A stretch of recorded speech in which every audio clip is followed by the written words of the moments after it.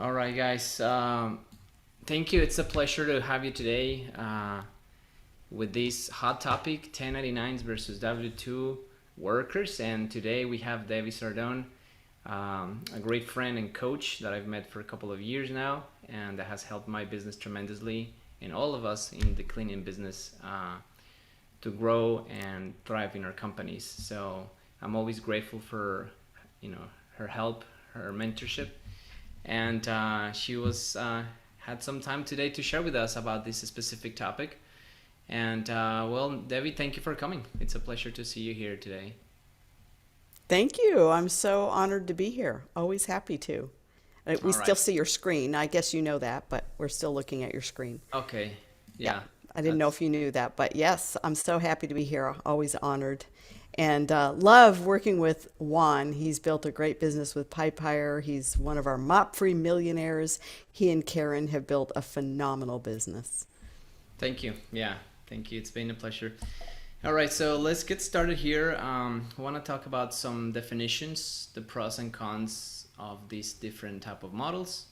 I want to talk about this event in Dallas, CBF event this next April, and some Q&As. It's very important that you guys have questions pre-written if you want. That helps us speed up the process as well. All right, so definitions.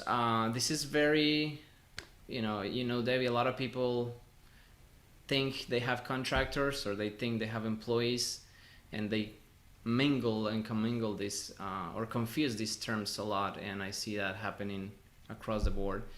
So I researched here, and I wanted to put here what's the definition of the independent contractor, and then we'll look at the employee definition. So the independent contractor is the self-employed.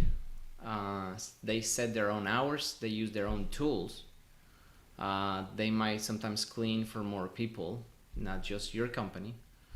We're not supposed to hold taxes from them and their paychecks, and they do their own taxes and they provide their own benefits. Normally the form that we use is 1099 to report their earnings. So the independent contractor is really independent, and supposedly we cannot train them, we cannot tell them what to do, where to go, we cannot set schedule for them, we cannot put their uniforms on them, and there's a lot of more things that the IRS considers a real independent contractor, and that's where a lot of people get this confusion. So let's look at the employee definition, and then we'll talk with Debbie exactly on this. So an employee is hired by your business under an employment agreement to work for you in a certain schedule. You will hold taxes from their wages. You train them to get a specific result, this is what I like the most from the employee model. We pay their employment taxes for them, or a portion of them, typically 7.5% if I'm not wrong. We like to provide benefits.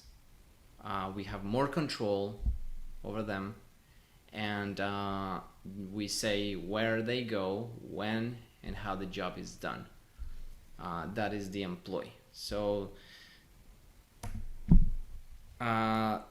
here's a chart, but I want to hear about Debbie's first. Debbie, I know you've coached hundreds of people in both situations. Why don't you share more about this, your opinion on really 1099 versus W2 pros and cons, and like to hear what you have for the audience today. Absolutely. Thank you. Thank you so much. So, Juan, the truth is the IRS is cracking down on businesses who misclassify their employees, right? So Mm-hmm. that's really the big problem is so many times people think they are complying with the laws because they've made a few adjustments to their business model. And if you misclassify an employee and you designate them as a 1099 subcontractor, Mm-hmm. and the IRS disagrees with you when they do an audit, if they do an audit, in all likelihood, most people who have classified their house cleaners for their company as 1099, in most cases, you would lose the audit, and Yeah. this could result in thousands of dollars in fines and back taxes owed, which could literally put someone out of business. So It's not so much about the pros and the cons of using Okay. 1099 workers. The real question is, am I doing it legally? Because right now there are cleaning companies that have people they've designated as 1099. And then there are others who have people that are W-2 or employee. So the real question is, am I taking a huge risk because they are literally misclassified? And in most cases, if you're a residential cleaning company and the people who work for you, who clean houses day in and day out, in most cases, you don't qualify as 1099. And so I Yeah. looked this up today just to double check and make sure not too much has changed, but it's actually gotten stricter, not Oh, lighter. wow. It's harder to classify someone legally as a 1099. Now, here's the thing. A small company can fly under the radar for a lot of years and never get caught, Yeah. right? I was one of those companies years ago. I didn't even know what the laws were when I started cleaning houses and started hiring workers, and I made them 1099 because I didn't even know how to hold out withholding taxes and payroll and all that. So a lot of cleaning companies are doing this by accident or because they don't know. Some of them are just afraid to make them employees because they don't know what the ramifications and the liability is. But at the end of the day, if the IRS disagrees with you that they are really employees and not 1099 miscellaneous subcontractors, then you have a giant target on your back as you grow your company. So like I said, Juan, you can fly under the radar and get away with a lot when you're a tiny company and nobody is noticing you. But if you Correct. want to grow your business, the bigger you grow, the bigger the target is on your back because you're more likely to have a disgruntled employee leave and report you. You're more likely to have a nasty competitor find out that you're doing things under the table or under the radar and try to get you in trouble. So it's more about my business is bigger, I have more to lose Yep. by not being in compliance.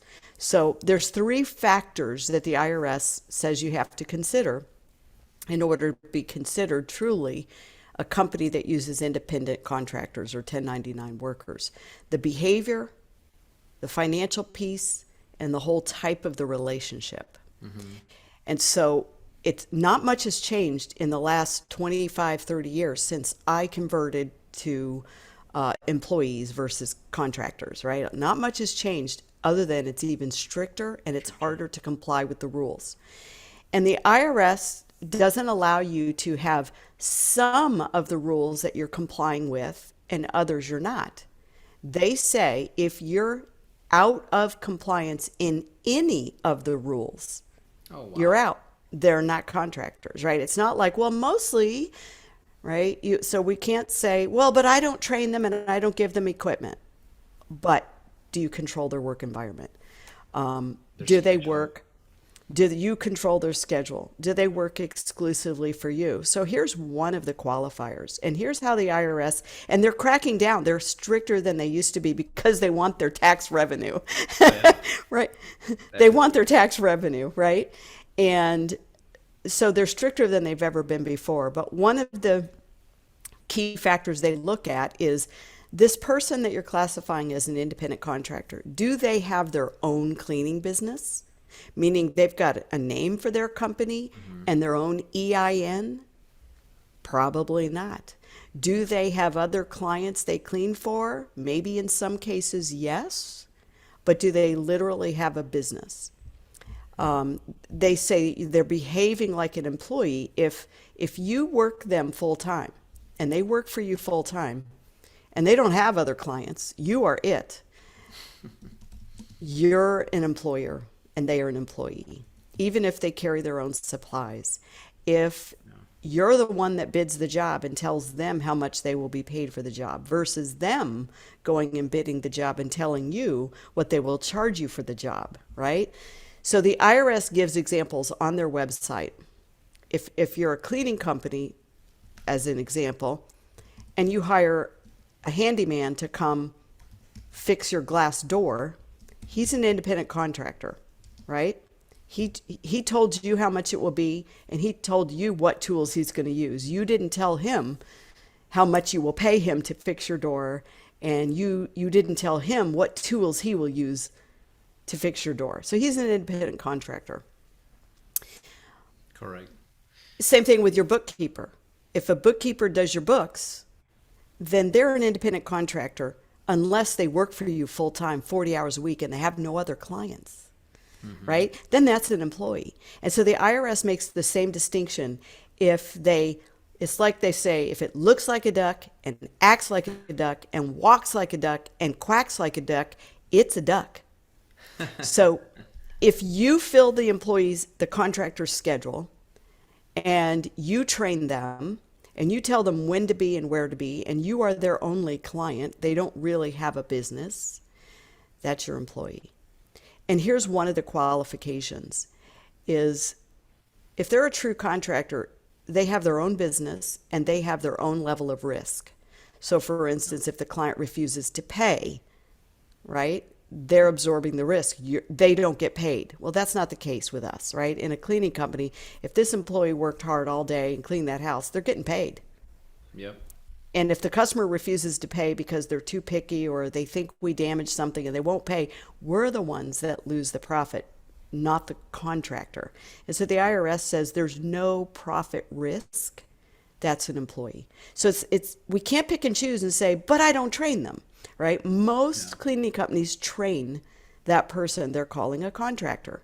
If you train them, they're an employee. And so there's so many factors that it would be so hard to comply. Here's the big one that I think gets us all. Besides the fact that they have to have their own company and their own EIN, Federal Employer's Identification Number, which most of them don't. Here's the big one that gets us. Here's the big one that gets us.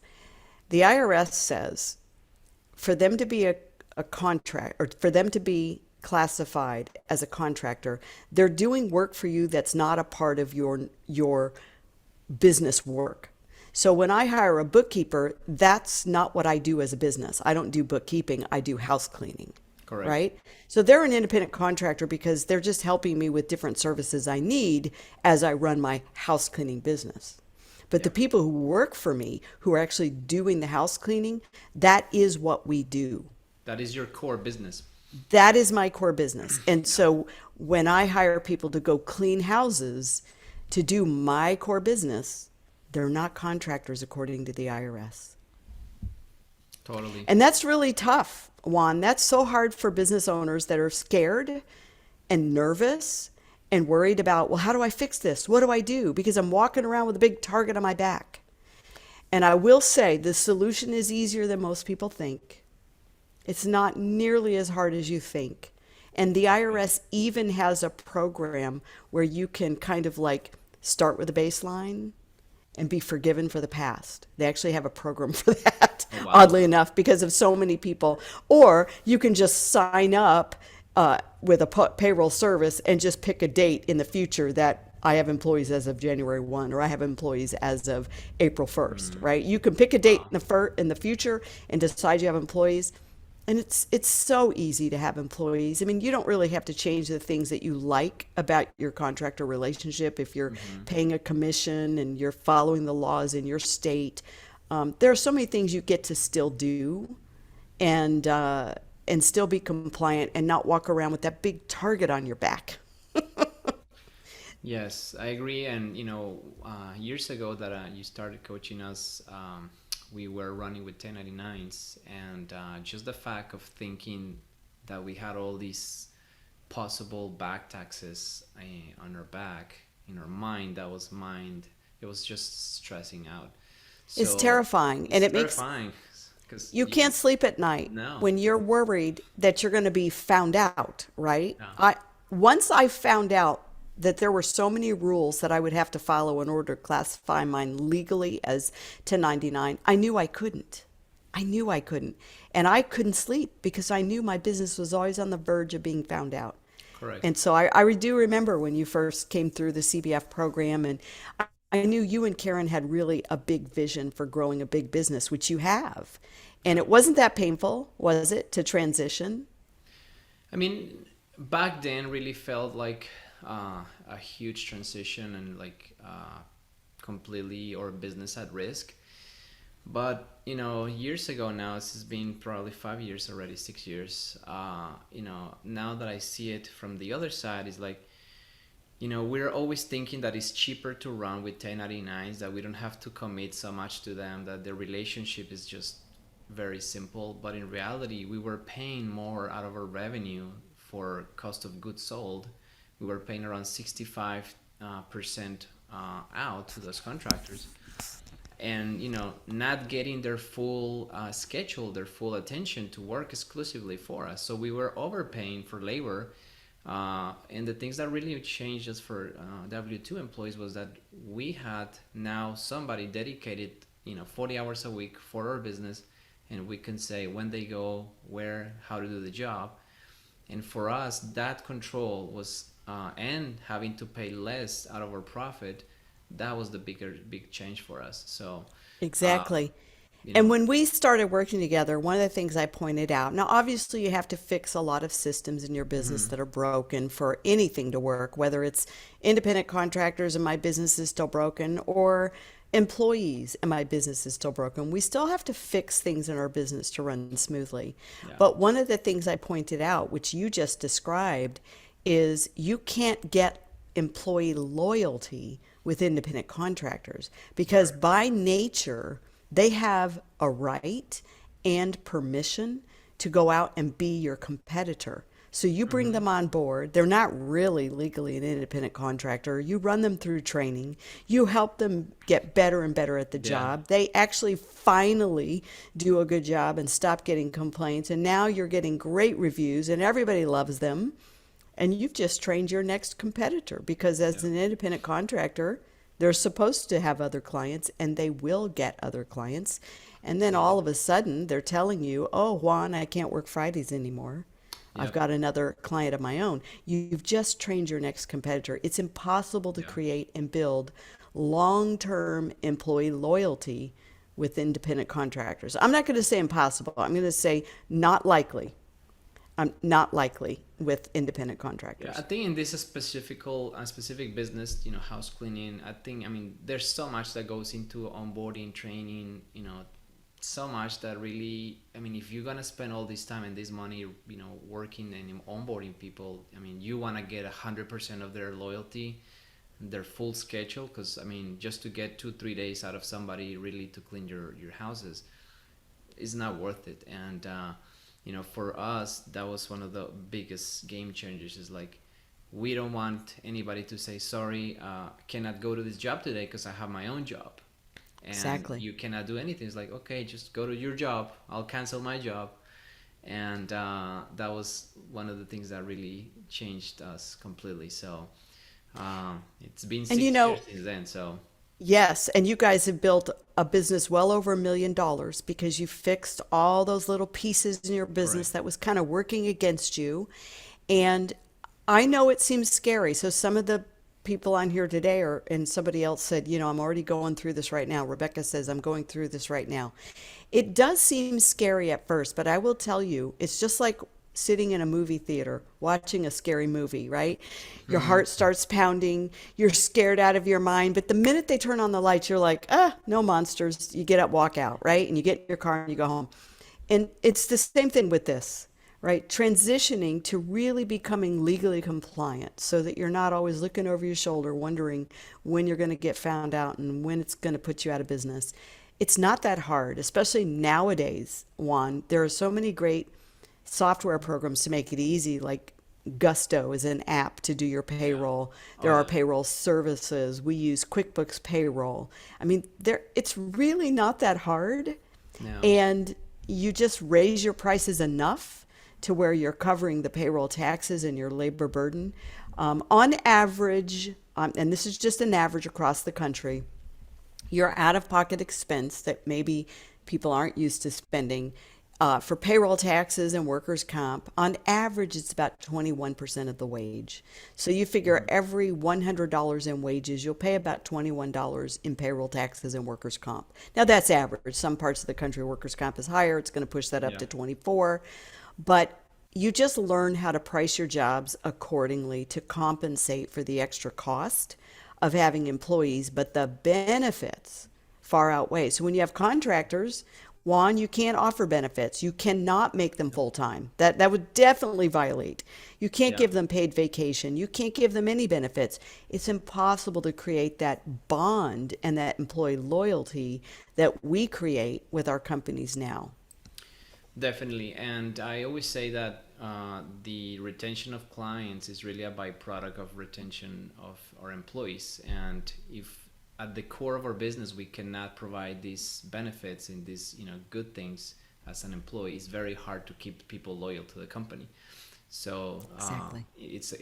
I mean, I don't know of a case that, or there is very few cases that 1099s could work technically. But in particularly in the cleaning business, it's really hard because we have to put these people in the customers' houses, and there's a lot of risk that we cannot take. When we don't run all the proper documentation, and it's just too hard to run this business. Now make it a 1099. Now let me ask you, there's these companies they call themselves like referral agencies. They see the company name and then the bottom says a cleaning referral agency.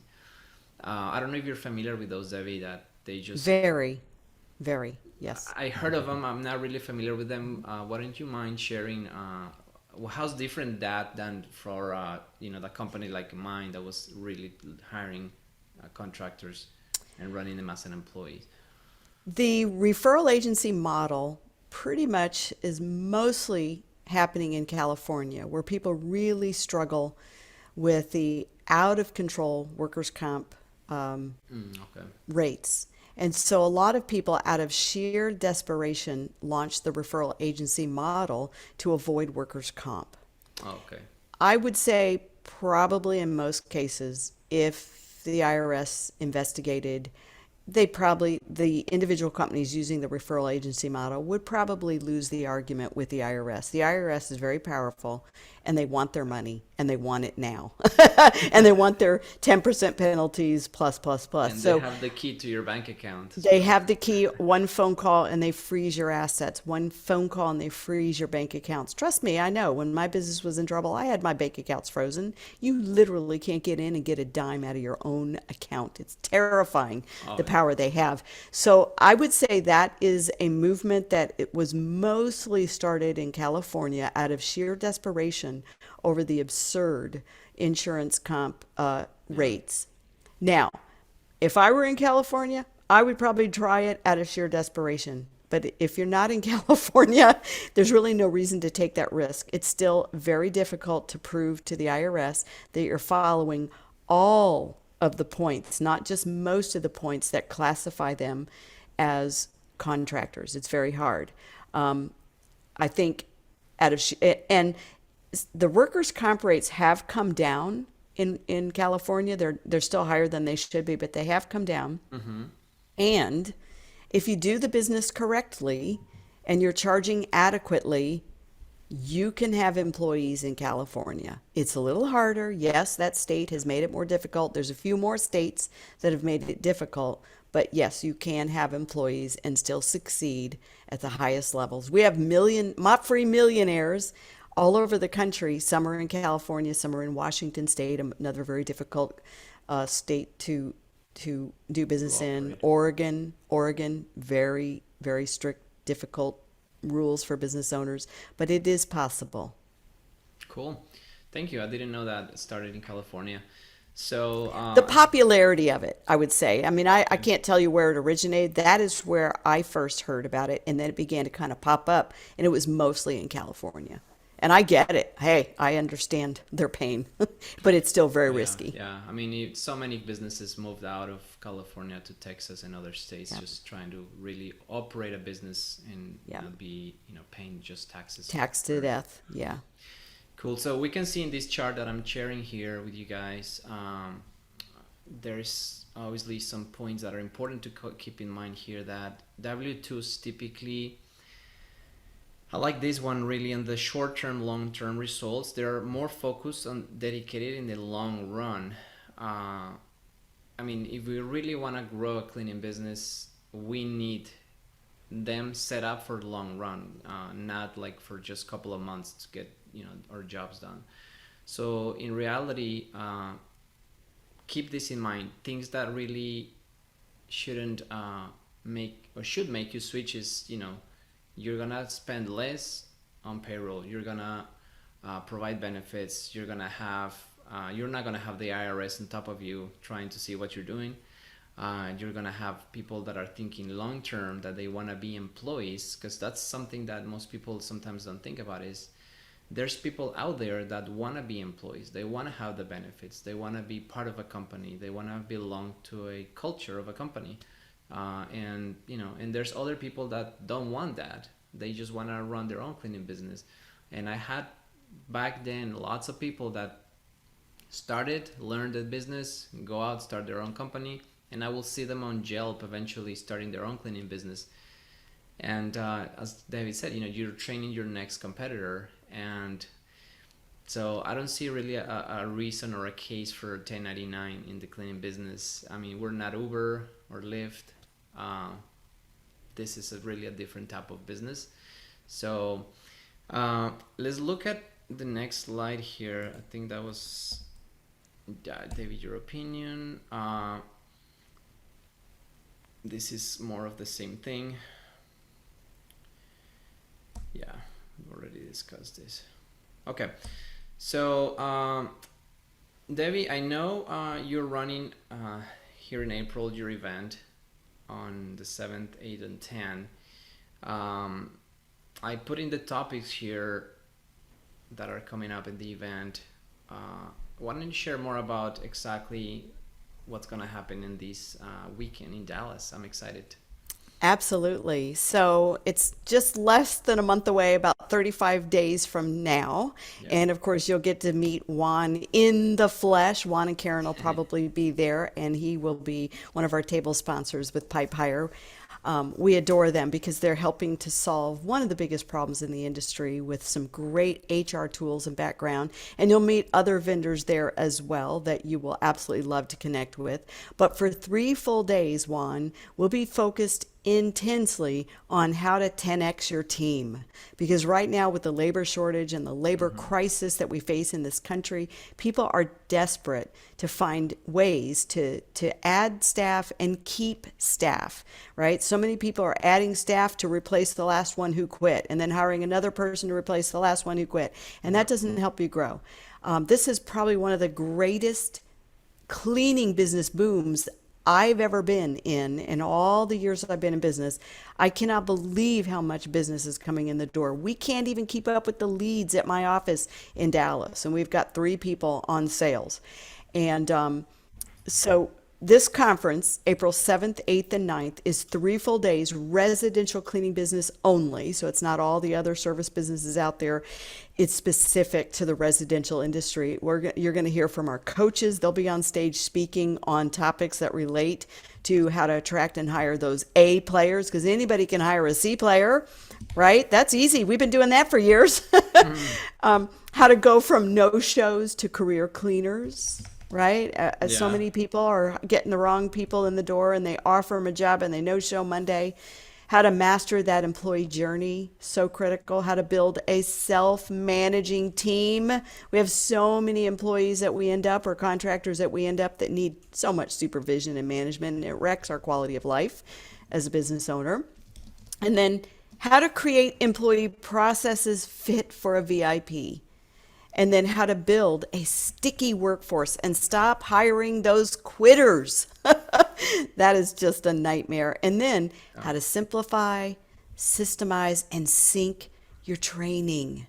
Sync your training, because the owner doesn't have time to be out there training the new person because they're always replacing the last one who quit. So how to really simplify and systemize and sync your training so that it can run smooth as glass while you're still building your empire. You're not out there inside another house training another employee. And so 3 full days, Juan.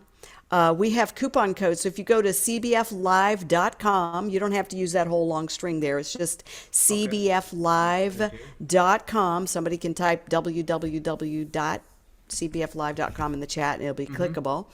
And then if you guys will use coupon code Lucky 175, you'll get $175 off your registration. So coupon code Lucky 175 to take $175 off. And come spend 3 full days. If you're thinking, oh, I can't get away from my business, I have to clean houses, you are the perfect person that belongs at I CBF agree. Live. Move those jobs, cancel those jobs, move them to next week, whatever you have to do. Be there April 7th, 8th, and 9th, and you'll get to meet the wonderful Karen and Juan. I can't wait to meet you. All of our coaches will be there to help you. And there should be about 400 highly excited, driven cleaning business owners at that event. So, guys, don't be left out. Don't be left out. Definitely. I think all these points hit right in the heart. There is so much going on in the labor market that, I mean, every point of this is like very important. And I'm right now working on improving my training program, my system, because it's really kind of the last piece that brings everything together. Because, hiring is one thing, onboarding, but training is really, I think, the hardest piece of that recruiting process. It's Uh, critical. it's It's critical. If we it's don't get critical. it right, we handicap what potentially could have been a great employee Yeah, if we don't get the training right. And if it isn't automated and systemized, and you're not using a proven process for training, what ends up happening is training drags on 2, 3, even 4 weeks. That's costing you a fortune. It's so definitely. expensive to train somebody if you don't have a systemized process. So systemizing your training is a critical piece. You'll love it. It'll be a rinse and repeat for you guys, but you'll love it. Yes, I calculated about $1,500 to $2,000. That's what it costs us to hire somebody, train this person, get him out the door, and every time, I tell my HR manager, every time you're giving the chance to a person, you're betting $2,000 cash on this person. And I say it's critical that we pick the right people, and then the training, then it's another component that is just um, makes this all work. So thank you, Debbie. I'll That's be an there. excellent point. That's an excellent point. I'm glad you put a number behind it, Juan, Yeah. because people don't realize how much money they're losing by number one, not attracting the right A players. They just Hmm. settle for whoever. Number two, not training them correctly and onboarding them correctly. It costs us a fortune. So, yeah, come to CBF Live and let's have an amazing 3 day training event. Definitely. Um, I have here some questions from the audience. First one that I see here is, can we have an independent contractor sign a non-compete? Yes, obviously, independent contractors can be required to not steal your customers, right? Yeah. But the problem is they're probably not real independent contractors. They probably aren't. But yes, they can sign contracts. Now, they don't sign employment contracts, of course, but they can sign a contract not to steal your customers. Absolutely. And I would require that they do that. The problem with that is a really nice, sweet person that's an independent contractor, they don't have to steal your customers. As an independent contractor, they get to say yes when the neighbor reaches them as they're on their way to the car from cleaning the customer that you just sent them to. Yeah, And they get to hand the neighbor a card when they should be handing your card. There's no violation there. definitely. And they start to build their own schedule and their own They client build their own base. schedule, Yeah, and now you I just agree. trained your next competitor. Most people, if you'll take an honest look at your schedule, your independent contractors don't generally last 2 years No, because they either go off on their own and become your next competitor or they quit for other reasons. definitely. Um, Here's another question says, the issue I'm having is getting my staff switch over to a W-2. They see the money shortage with taxes taken out. Any suggestions on a positive spin for my holdouts? Excellent question, Rebecca. No such thing as a positive spin. People know when they're being schnookered. So here's the problem. It has to be, it has to benefit them for you to make changes in your company. You can't make a change in your company that hurts them financially. And I know this is painful to hear, but this will solve your problem. They cannot make less money because you want to be compliant. And they're not going to. They're going to say, well, forget it, I quit, or gee, I don't want to go 1099. So you have a couple of options. Option number one, which we teach this in the whole CBF formula. And of course, we teach you how to transition when you join CBF, which is what Karen and Juan joined about 5 years ago. We teach you how to strategically and delicately transition from 1099 to W-2. I know because I had to do it. 30 years ago, I had to do it. It was killing my business and it was preventing me from growing.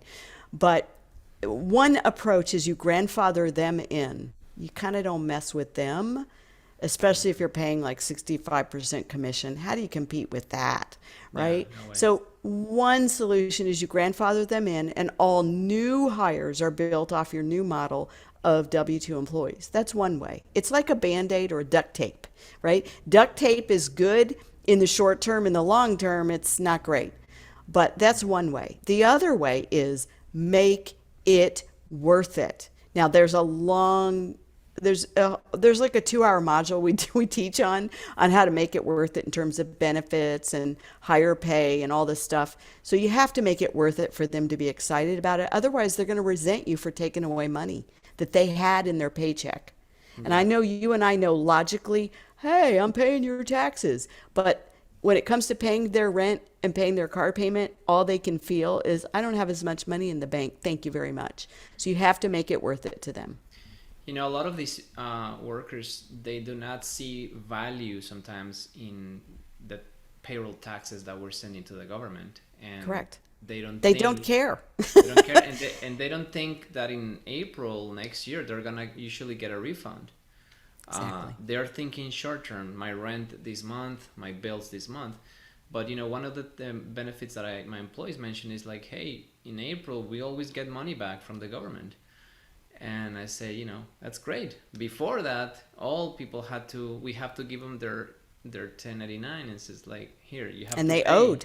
They You owed. have to pay the government now. And so, you know, you have to explain this transition. When we did the transition, we mentioned that we lost probably 30-40% of the staff at that moment, but we just were focused on finding new people. This was 5 years ago, obviously very, very different environment.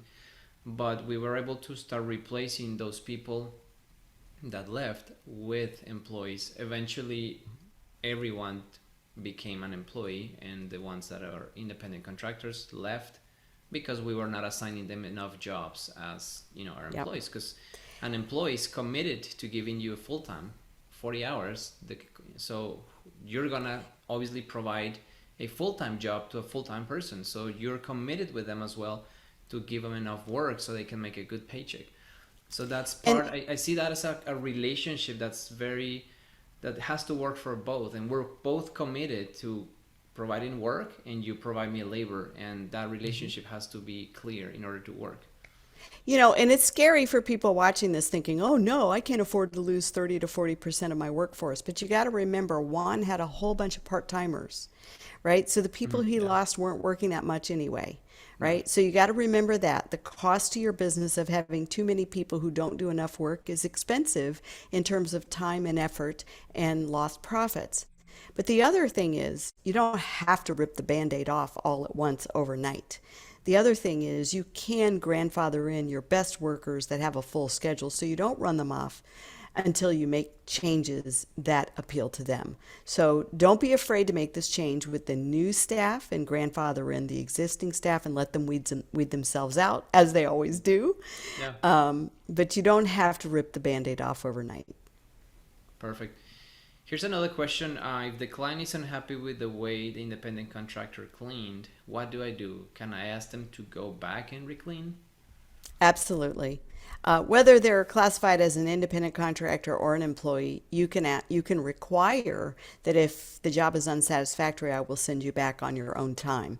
Obviously, that's easier to do as a contractor. It's a little harder to do as an employee, but there are ways to make sure that works and that you are compliant in your state for what you do and what you don't do in that regard.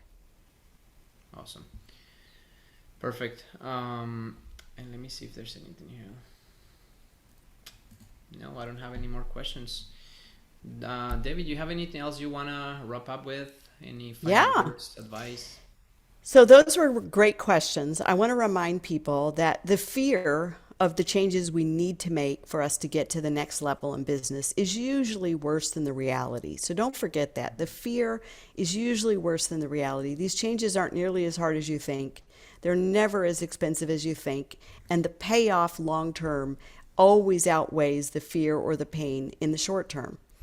Yeah. If you know you need help with your entire system and structure, you're not profitable if you had employees, you have too many underpaying clients, you have way too much turnover, whether it's contractor turnover or employee turnover, you can always go to cleaningbusinessfundamentals.com, cleaningbusinessfundamentals.com. That is our training program that Juan and Karen took that helped them become mop-free millionaires. They've earned the green jacket that we give out at our events. Juan and Karen, make sure you have your green jacket this year because we'll be doing our green jacket presentation ceremony.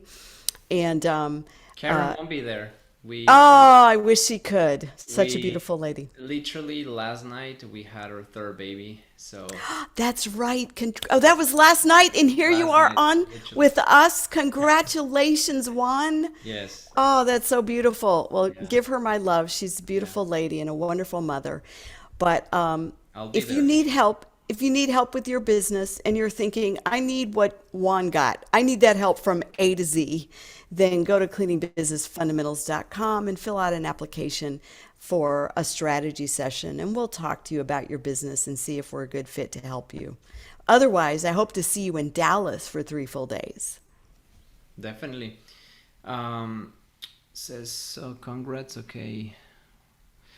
Perfect. So, just to wrap up here, guys, you can always reach us at at Juan at piperhrm.com if you need anything as well. I'm open to share my experience on the switch from 1099 to W2. It was 6 years ago, so I did went through that process. It's not fun, but the outcome is definitely worth it. And I think Exactly. you guys want that outcome and not live in fear. Uh, and you want to grow, and definitely that is the only way to really grow, specifically a house cleaning business. And I want to do a quick little plug for Pipe Hire One. I know you did this Oh, to feature me and to talk about CBF Live and 1099, but I also want to do a quick plug for Pipe Hire because Pipe Hire is one of the most unique, automated, systemized HR platforms for the residential cleaning industry. My own company, we do over $2 million in revenue, and we use PipeHire to manage our HR processes on the back end. I am telling you, he will make your life so much easier. So make sure you look into PipeHire. He came through CBF, he fixed his business, he got to $1 million beyond, and now he has enough time, freedom, and money to launch another business that he is also successful at. So I just wanted to thank brag you. on you, Juan, because you guys have done phenomenal and you're truly providing a high quality service for cleaning business owners. Thank you, Debbie. It's a really a pleasure to be able to create these solutions out of our own pain. We started this, 2 years ago. We launched in CBF 2020 when the COVID started. So it's gonna be 2 years exactly here on this month, and it's really providing a lot of value for people, especially automating the whole process of HR and hiring and recruiting. And I always tell people, we're not in the cleaning business, we're in the staffing business. We have to be great at this process of finding people, training people, hiring, managing everything, because customers really pay us is for that, is to find people. And if we're not good at finding people and retaining them, then we shouldn't be in this business. So we just happen to Exactly. clean houses. Staffing first, cleaning second. If you get the staffing piece right, you can make a fortune. If you get the staffing piece wrong, you'll struggle your whole life. Definitely. And I just shared a little URL on the chat here, guys. If you want to click on it, there's a small survey about just things that you want to share, those frustrations that you want to share, because we're always improving pipe hiring. We like to get people to share pains and things they have. that we can improve through software. So if you want to click on that form, it's a Google form, very simple, very short. You just get to pick things that you would like to see out there, you like to be improved upon, and we'll obviously consider those as new improvements, features that we release throughout the year. And that's it for today. I really wanted just to highlight, Debbie, the event and how this transition is possible.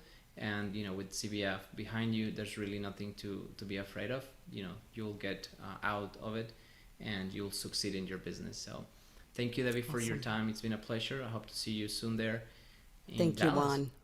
Thank you, Juan. We'll see you soon, and congratulations. Thank you. Have a good night. Bye-bye.